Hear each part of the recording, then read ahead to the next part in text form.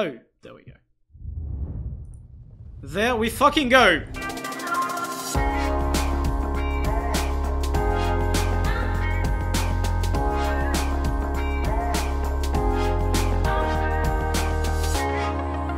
Destroying 2 elder dragons saved countless lives, but it also created a devastating magical imbalance.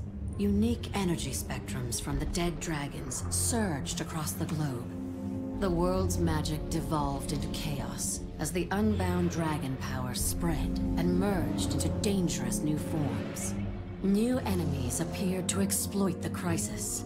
Worst of these was one of the long-absent human deities, Balthazar, god of fire and war. Balthazar disguised himself to muster an army and absorb magic to regain his lost power. His first target was a bloodstone. Then he targeted the remaining elder dragons to harvest their energy, knowing full well the impact this would have on Tyria. Yet amid the chaos of unbound magic, a new ally also rose. A different kind of dragon was born. Aurene chose you as her champion. You set about preparing her to someday face the Elder Dragons together and restore balance to the world. But will she even get the chance? She's pretty puny, though. It seems Balthazar no longer cares about the world, or even those who once worshipped him. He claims to have been betrayed. Whatever his reasons, he must be stopped. Centuries ago, heroes rallied to the Crystal Desert to stand against a renegade god. We are going to the Crystal Desert. Will you as too promised. Now answer that call?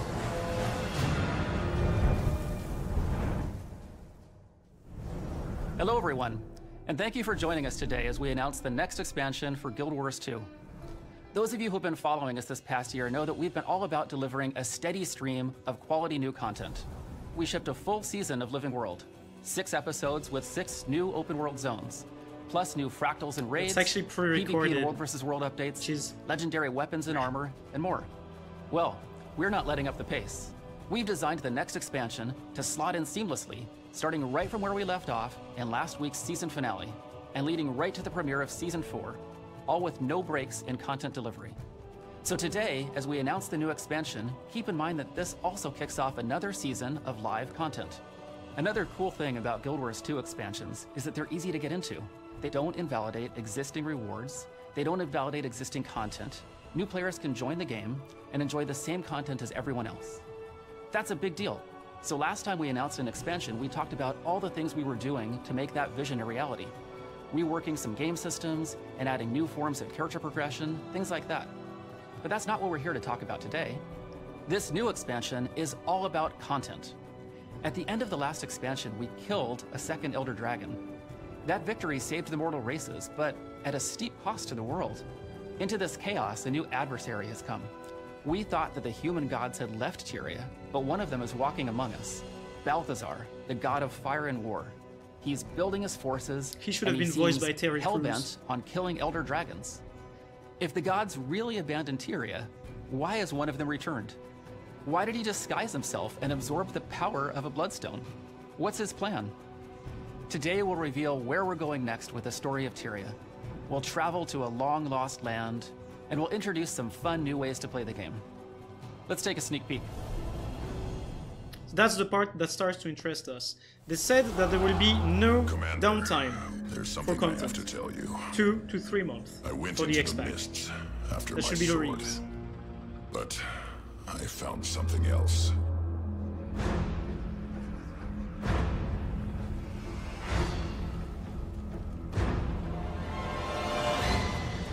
Refugees are pouring in from Alona.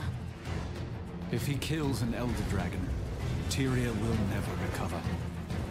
Mounts? Confirmed? Indeed, mounts! I saw at least 4 different types. Are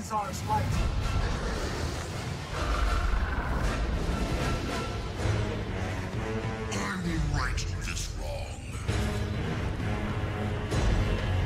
I just Siege in PvE? can't believe one of the gods Interesting. gave up on us. They cannot escape my wrath. New sword skin, I want it. Nice greatsword.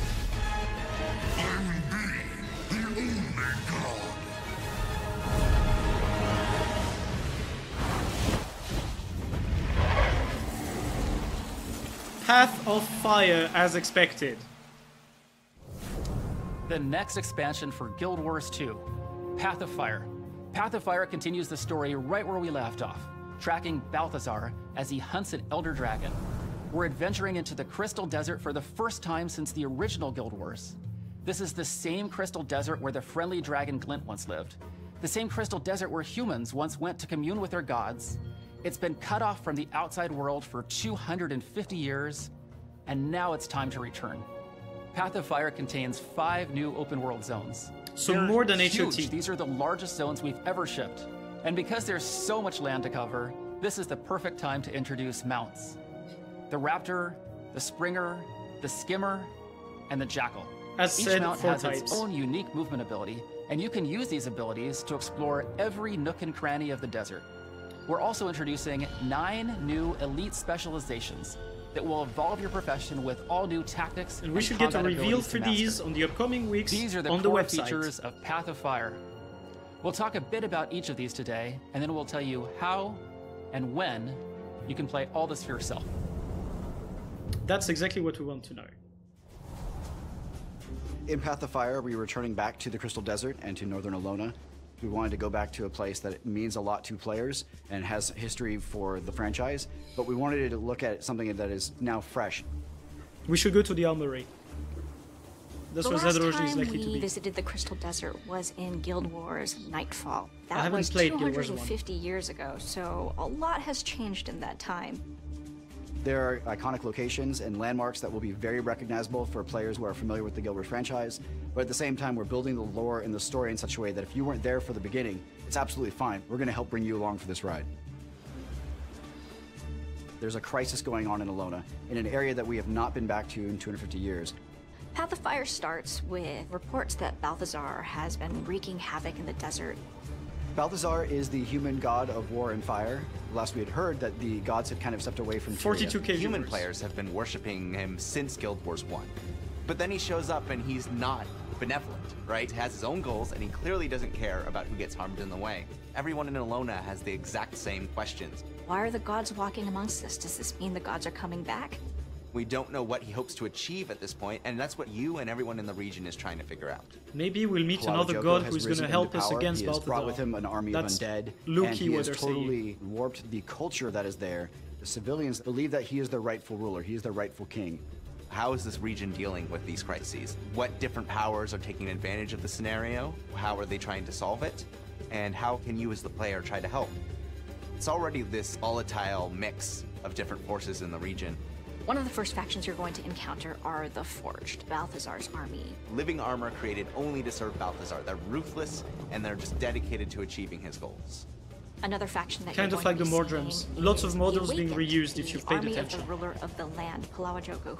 Undead forces, they still have some remnants of memories. They're sentient, but they will do anything for their master. You've also got Kralkatork and the Branded. Mindless So the elementals Brandeds stripped are of their back. original self by Kralkatork's power. And of course, the player is being asked to, come do the hero thing. So the player needs to form a new coalition here in the desert. Path of Fire has a great combination of old friends and new, who all have very different perspectives on Balthazar. You've got your warriors like Ritlock, and you've got Casimir, and these people all get together to help the commander, the player. Path of Fire is going to bring 5 whole new maps. to So the since game. we have the branded 5 back, maps that are I'm bigger going to be than any ordering map some you've done crystal before. lodestones. We'll see things that have shifted the landscape Just and in see case. things in a very unique way. So when people talk about deserts, they think sand, flat stretches. Just with But 500 that's not gold actually into true, these. right? It's not just, one massive desert that we're exploring, it's all these different biomes coming together. The maps go tall, the maps go wide, the maps go under and around in places. We've really decided to bring exploration and discovery back to the forefront of Guild Wars 2. There's elements that make each map unique, but we've also got elements that kind of tie all of the maps together. We're going to have bounties now that players can hunt dangerous creatures that have been threatening the people of Alona. World events, bosses. That was the new With Daredevil the mounts, spec. of course, we're going to have races. In that shop Content now. both old and new to get players engaged. In Path of Fire, we really wanted to get back to the roots of what made Guild Wars 2 unique and fantastic. People who are playing through the main story will really enjoy both the depth and the breadth of experiences The they are map able to design have. is And amazing. interesting characters who, if they go just a little bit further, they'll run into. Massive maps that are fully explorable, freedom that we haven't necessarily seen as in-depth as when we launched with the original Guild Wars 2. There's some really cool surprises we're building in. I want them to find this world as exciting and interesting and complex as anything we've ever created. And I want them to feel like they have a place in it too. Okay. So the mounts, that interests us. Let's go. In Path of Fire, we wanted to build upon the mastery system that we started with Heart of Thorns. So we're introducing mounts for the first time into Guild Wars 2. Historically in games, mounts are about traveling fast. To us, mounts are so much more. A phrase we use a lot in the office is the joy of movement. It should feel exciting to move across the Alolan desert in a variety of ways. Each mount has its own movement ability. Its own Save up places your that XP it can get boosters to, and for no the other mount expansion can. to get experience Really just fast. kind of Remember strengthens to that save your feeling XP of exploration boosters. that we go for in our maps. Mounts are designed to be these companions that you have that are helping you traverse the world, but in addition to that, they're part of our mastery system. So it's additional horizontal progression. The idea here is that the mounts themselves are your ally. They're not just a creature that you're riding, they're a companion that's taking you on this journey that allows Kind you of like to what we have get in across FF14 for puzzles the people in who are ways that we familiar. hadn't thought possible before now. The first mount that players get access to is the Raptor, which has this enormous leap. It can jump across canyons and over roofs. Jump right, the lightning is Can back, be used to boys. reach areas that It's a might be raptor off now. limits normally to a player. Mounts are not really intended to be a combat tool, they're more of a movement tool. But all of the mounts have a single skill that they can use to engage you into combat. The Raptor's engaged skill is this tail spin. It can like pull enemies together, so it's really Okay, good so for mounts have starting off crowd big control, fights. so they could be used as a The decent next mount opener. most players will encounter is the Springer, just kind of like a mutant bunny or a slightly This one's for tinier Lualiti? jackalope. It has this leap that takes it up really high in the air. It's a charged up jump, and the longer that you charge it up, the higher up you'll go. And it can also be used to get access to some really fantastic stuff. So they won't be reusing any of the Skimmer assets is that a we really had in Living interesting Story mount. 3. It's this manta-like creature with undulating wings and a strange mystical vibe. He always hovers some distance over the ground. That means he also hovers over things like water, or other things that normally would stop your motion. If you're interested in getting to the most forbidding areas, it's going to be really awesome to have the Skimmer. The Okay, so it's Jackal not something we'll have is a baseline, beast because all they're unto implying that we itself. need It's to get created them. with magic. They're the book nerd gone mad. They've got access to all these secret histories and these tomes that give them access to new skills really quickly. It's going to be giving up instant support for allies in favor of casted support. The benefits of Guardians taking the Firebrand are that you're going to have a lot more focused support available to you. The weapon that they're wielding is the Replacement axe. to Druid? Very offensive, up close and personal means of eradicating the enemy. You've been entrusted They're with dedicating these the enemy, so they will still have secrets, damage. and you have to protect them with your life. One of the most interesting changes is the Necromancer, who gets the Scourge specialization. They're rejecting Palawa Joko and finding this kind of alternate approach to necromancy in the desert. So they're there to help protect the souls that Joko's trying to take control over. What the Necromancer is going to do is he's going to give up his Death Shroud, and instead he's going to place his life force onto the Earth and protect allies from those locations. He gets a lot more battlefield control and movement options that the regular Necromancer would not have. The Scourge gets the torch. What it needs as is the movement. offhand weapon, protecting We their knew for the allies torch. with it, and lighting the way to, well, damnation for their enemies. That's a new set of weapons, by the way. If you look at the weapons they're new using, specialization for the thief is the Deadeye. They run with the rifle. The rifle gives them Time a to lot make the more Predator? range. It lets them tackle certain problems from a distance that normally they'd have to face up front. 1.5k They range? form a contract to take out a particular individual, and then they execute on that. The Deadeye would have me terrified, you know, that there's someone out Hey, there Andre, stalking me, I will waiting stop for me to ignoring make you. a What mistake do you so they can take me down. They're mercenaries, they're assassins, they're trained hunters. Great to have on your side. Don't get them upset. There you go. The Mesmer specialization, the Mirage, focuses on being a very deceptive combatant in close melee range. They blend into basically whatever their surroundings are, camouflaging themselves so that you can't see them, and while they're doing this, they can strike at you from multiple directions. The other interesting thing about the Mirage is that it has a different dodge mechanic. They have a blur effect that allows attacks to pass through them rather than them moving out of the way of the attack. The idea that there are folks who now can manipulate So instead of the desert involving itself and to kind of blocking the provide attack, power to it's their not gonna go illusions through. and phantasms. Which kinda I think it's a annoying. really cool direction for the Mesmer to step in. So the warrior specialization is called the Spellbreaker, and I guess as the name implies, it's a warrior who kind of specializes in fighting magic users. These folks were Facing members of the Anubis? Sunspear Why Order, not? chosen guardians of Alona. When their order was smashed, they picked up stopping powerful wizards was the best way to protect people. They wield daggers, and they have become so ridiculously focused at perceiving magic that now they're able to actually cut magic off of their foes. So they've got these incredibly powerful retaliatory abilities. They've got the ability pretty to dang. just stop skills from working in an area, or strip the enemy's boons. So you don't just area challenge your crowd enemy where they're control, weak, I you guess. challenge them where they're strong, and you make them back down.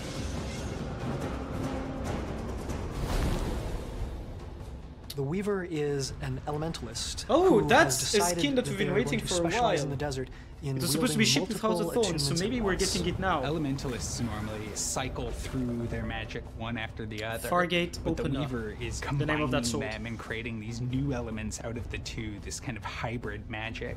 The Weaver can have 2 fire The skills, animations are great. 2 water skills, and then a 5th skill that is a fire and water skill simultaneously. The weapon that they're going to be wielding is one that elementalists have long requested, the sword. So they will be picking up the access to imbue their blades with sabers of lightning, earthen hilts. Playing the Weaver has this really interesting rhythm to it that is really cool. You can really surprise your opponents, catch people off guard, and keep a sense of flexibility. Your enemy doesn't know what you're about to do, and I think there's something really cool there. That's for me. The Soul Beast is our ranger specialization that allows rangers to combine their spirits with their Wait, pets. is that a They knuckle? become their- Wait, they become wait, no, no, no, no, no, their no devoured, way, take no on way, the no, is essence that a of these dagger? animals and tear through opponents. They also gain access to the dagger, Ah, as shit, the main that's hand dagger. weapon. Now they can kind of So that slice was and not dice cool. with both components, crossing into close range, as well as crippling from a distance. It works really well with some of the new pets that were added You for pets! Rangers in Alona. I guess the mounts are gonna be pets. The pretty Renegade much. is the elite specialization for the Revenant. This is a new legend that they get to channel, and the legend is of Kala's Scorchrazor, this renegade char. And she kind of bestows on the player her rebellious spirit that she used to overthrow the Flame Legion. What this kind of Scorchrazor's manifests as lore is very interesting. The ability to ambush opponents. You can summon members of her Char warband to bolster your allies, or you can fire arrows into a portal into the mist that come out of a different portal behind the enemy. What's really exciting about the Renegade is the idea that standing up to That attack powerful, reminds me of intimidating something foes else, eh? because you know what's right and you know you'll win. Gate in of the end. Babylon. Holosmith. is the engineer's elite specialization. They take a very clean look at energy, light in particular, and find ways to bend it to enhance their strikes. He can have this kind of interesting multi-weapon playstyle. You can do an attack where you pull out a holographic hammer and you hit him with the hammer, and then you can pull out some holographic guns and you shoot them with the guns. In the process, they build up heat within themselves. If they stay too long in this kind of heated mode, they will eventually explode. The idea of bending light to Allah be your Akbar. weapon, I think, is really cool. That's like the jihad personalized into a class. Guys, this is gonna be Elite brilliant. specializations are a really fun way for us to explore different ways to play the same character. They push the bounds of what they've done before. You get to choose how your character exists in the world, what they do, how they do it, and these elite specializations allow you another step in customizing the character to meet that end. And that is Path of Fire. It's a rich experience that will take you to the sands of the Crystal Desert, pit you against new foes, and change Okay, it's doing it the again. way you fight Nah, and we're back, explore we're the back. world. An epic story. 5 immense new open world zones. Mounts that allow you to move through Tyria in all new ways. And 9 new elite specializations. Plus, a brand new guild hall to unlock and call home. You can buy Path of Fire as a standalone expansion. You don't need to already own the base game or Heart of Thorns. And we're also so they're offering doing a the bundle same deal as before. with both expansions. Everything you need to know is at guildwars2.com. The final question is always, when can I play? Well, I have some good news. We'll be running a preview experience event next weekend. It's open to everyone, even if you're not already a Guild Wars 2 player. Just create a free account today to get ready for it. So And we after are the getting preview an event, open you don't beta! have long to Open wait. beta, boys! The gates to the I Crystal will be Desert streaming open this. in less than 2 months. In less than 2 months? Path of Fire Woohoo! launches September 22nd. Oh, that's the shit! We truly couldn't be more excited to share with you what we've been creating with Path of Fire. As always, it's you, the fans, who make all this possible. Thanks again for your support and for being an integral part of Guild Wars 2. We'll see you in the Crystal Desert. They haven't talked about raids, they haven't talked about new fractals, they haven't talked about all that new content. We do not have that. That's information that's missing. What's up with the outfit? I just came home from work. Literally came home from work. This is what I wear at work. I'm sorry. Ironhead television. Wow, that's a good meme. 50k people have seen that. That's pretty damn good. So, to sum up, expansion is in 2 months. A bit less than 2 months. We're getting elite specializations for everything. We're getting mounts. We're gonna have 5 new big maps that are gonna take place in the Crystal Deserts. We will find the hordes of Balthazar and of Palawajoko primarily. And we have no information as to raids, as to fractals, and as to instanced PvE content. We have seen in the preview some skins that were supposed to be released with Heart of Thorns, so hopefully we're gonna get some of the content that we're supposed to get beforehand. So whatever that shaman data mine that has never been into the game thus far can be probably expected for this expansion. Then, as far as the price goes, it should be 30 euros normally. If we check the Guild Wars 2 websites, we should be able to know that. And now I guess it is gonna be time to talk about the fact that we are getting Heart of Thorns bundled in. So for new players who are gonna want to experience this game, they're gonna be able to buy Heart of Thorns. We're gonna let a lot of people farming the Heart of Thorns map, so any material that came from there is probably gonna be dropping in price. At the same time, we're gonna be getting a lot of people flocking from these new maps directly into raids, into fractals and everything, so we should be expecting some new population for it.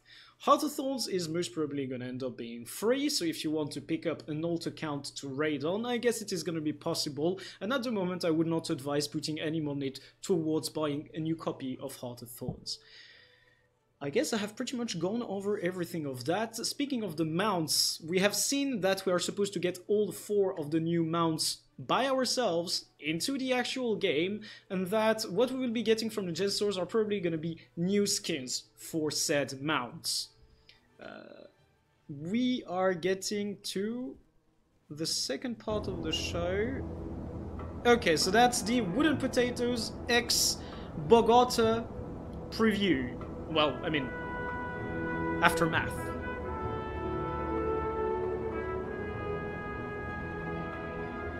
It's gonna be time to pre-order.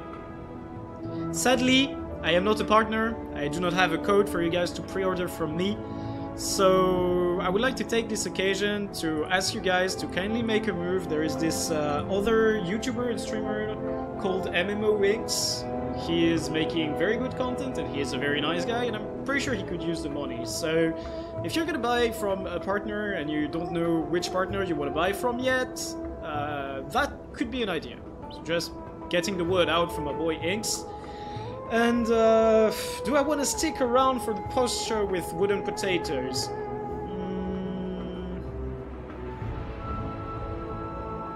Well, I'm gonna check out the first 5-10 minutes of it, and if it's not extremely interesting, I'll just be moving on to playing the actual game.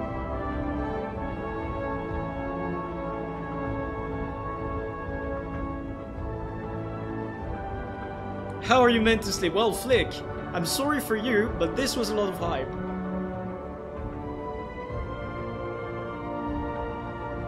And Xardance, it's very nice of you to say Wooden Potatoes if you're gonna pre-order, but Wooden Potatoes is already someone who is backed by a lot from the community, so I think we should get the word out for other people who are partnered and who are not getting as much exposure as him. That's the logical thing to do as a community, which is why I got the word out for MMOX. So, let's look at his program. Hello, everybody, and welcome to the post show. That's Twitter going off immediately. Hope everybody's doing. They're going to show off crazy, the mounts. that announcement. I knew some of the stuff, but Jesus Christ, there was a lot there. Bonus and stuff. Thanks very much to everybody who stuck about after the show. You will be rewarded. I'm gonna stop it at that. I'm gonna actually stop it at that. I will host someone. I will host MMO Inks, and I will be moving on to playing the actual game. So thanks everyone for having watched the unveil with me. I hope that you've truly enjoyed it, and I will be seeing you this Friday for my usual raid stream, and in the meanwhile on YouTube, where I will be posting an uncut version of this in which I will just add the part that my browser failed to capture.